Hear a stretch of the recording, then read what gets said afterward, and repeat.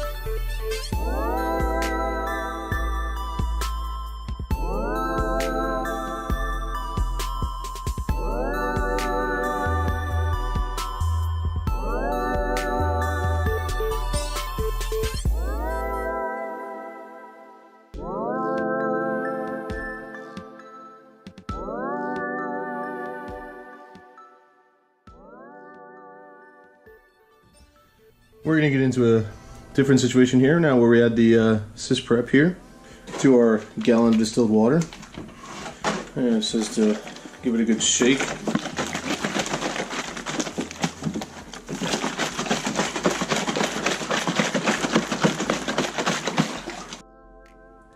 As you can see, we went back to the same spot that we did before, doing some precautions.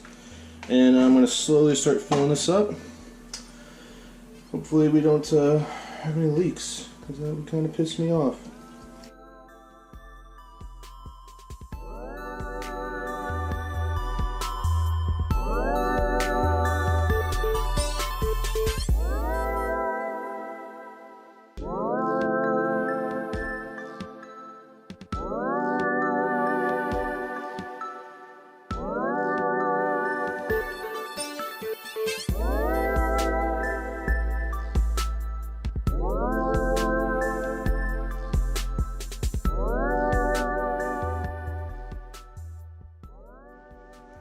So here we are finding that we have a lot of excess coloring in there.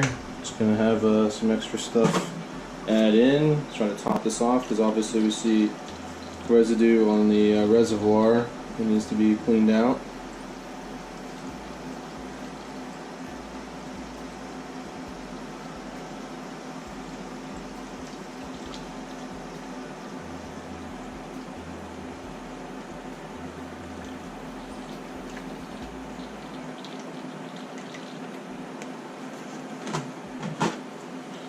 So we'll keep this running for a little bit.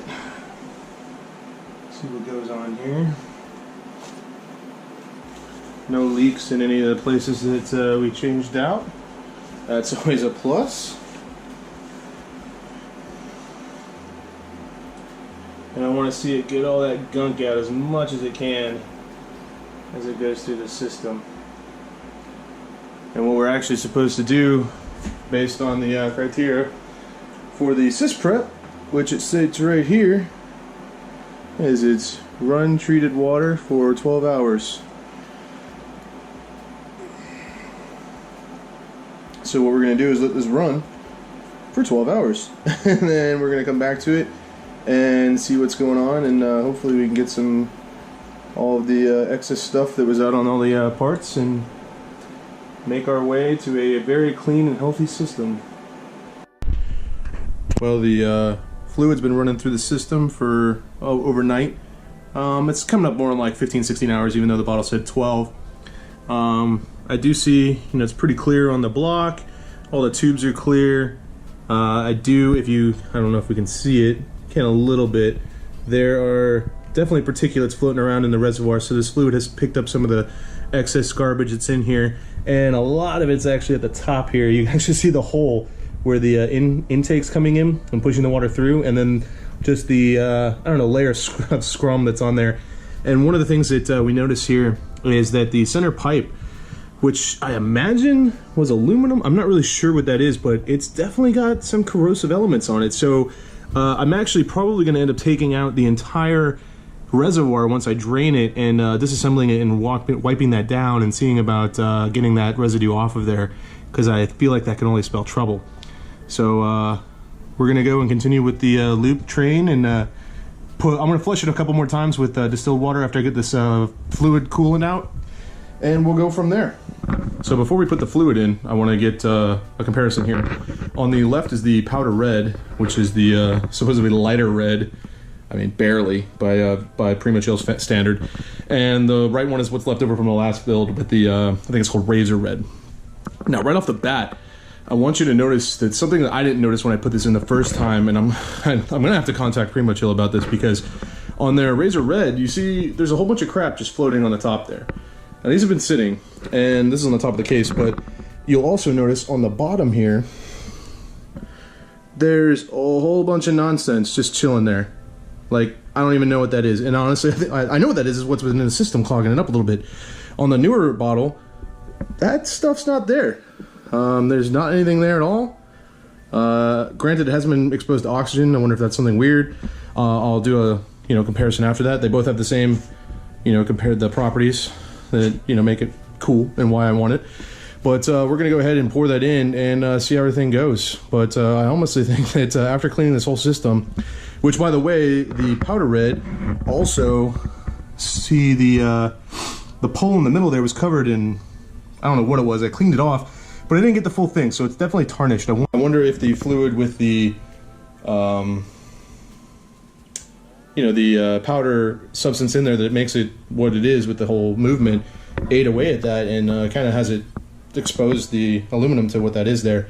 And honestly, I might have to go ahead and replace this reservoir. I'm not really sure. I'll have to get with EK about that and see what's going on. But other than that, we did everything's back in order. Obviously, I have the jumper cable on, so we're gonna be able to test this for a little bit.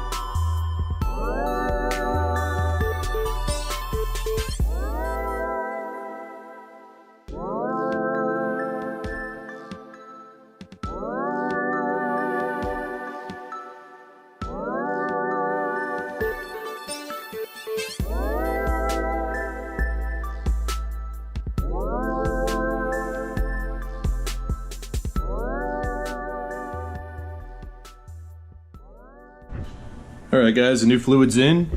Honestly, I did not see a difference in the bottle, but while it's in the system, it actually does look a lot brighter.